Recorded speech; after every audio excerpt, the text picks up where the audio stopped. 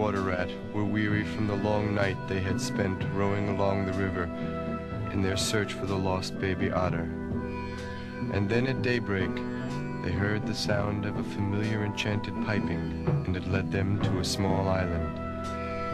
As they walked closer to the sound of the piping and the source, they came upon a small clearing. The mole turned to the water rat. Perhaps he would never have dared to raise his eyes, but that, though the piping was now hushed, the call and the summons seemed still dominant and imperious. He might not refuse were death himself waiting to strike him instantly once he had looked with mortal eye on things rightly kept hidden. Trembling he obeyed, and of the imminent dawn, while nature, flushed with fullness of incredible color, seemed to hold her breath for the event, he looked in the very eyes of the friend and helper. He saw the backward sweep of the curved horns, gleaming in the growing daylight.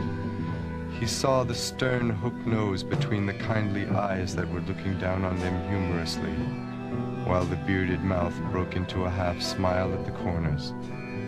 He saw the rippling muscles on the arm that lay across the broad chest, the long, supple hand still holding the panpipes only just fallen away from his parted lips. He saw the splendid curves of the shaggy limbs disposed in majestic ease on the sword. And he saw, last of all, nestling between his very hooves, sleeping soundly in entire peace and contentment, the little, round, podgy, childish form of the baby otter. All this he saw for one moment, breathless and intense, vivid on the morning sky. And still, as he looked, he lived. And still, as he lived, he wondered.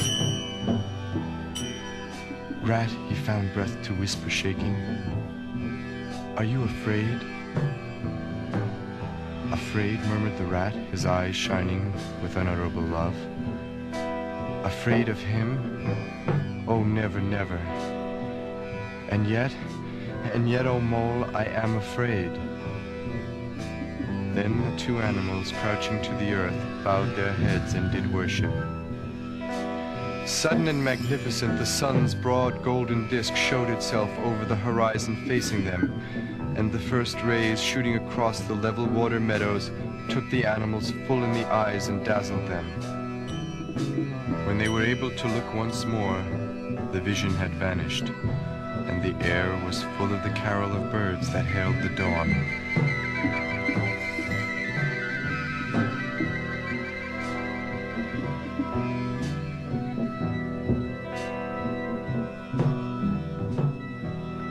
As they stared blankly in dumb misery deepening as they slowly realized all they had seen and all they had lost, a capricious little breeze dancing up from the surface of the water tossed the aspens, shook the dewy roses, and blew lightly and caressingly in their faces, and with its soft touch came instant oblivion.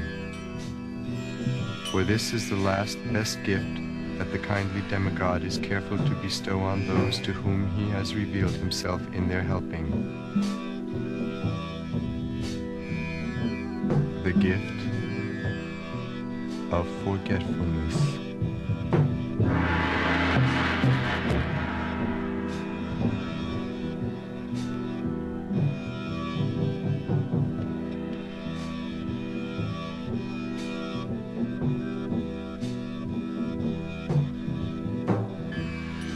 Be sweet to those whose fairness shows, and remind them the good things they've chosen. There is but one true daddy.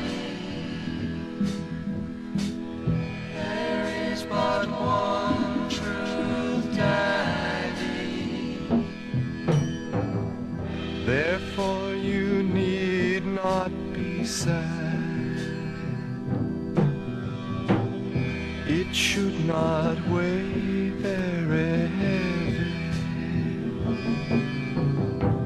Spending the few things you have. There is but one true daddy.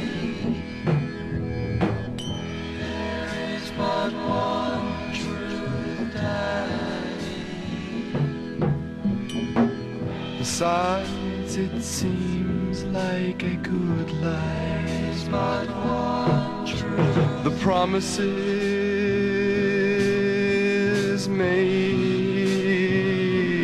for your past. There is but one.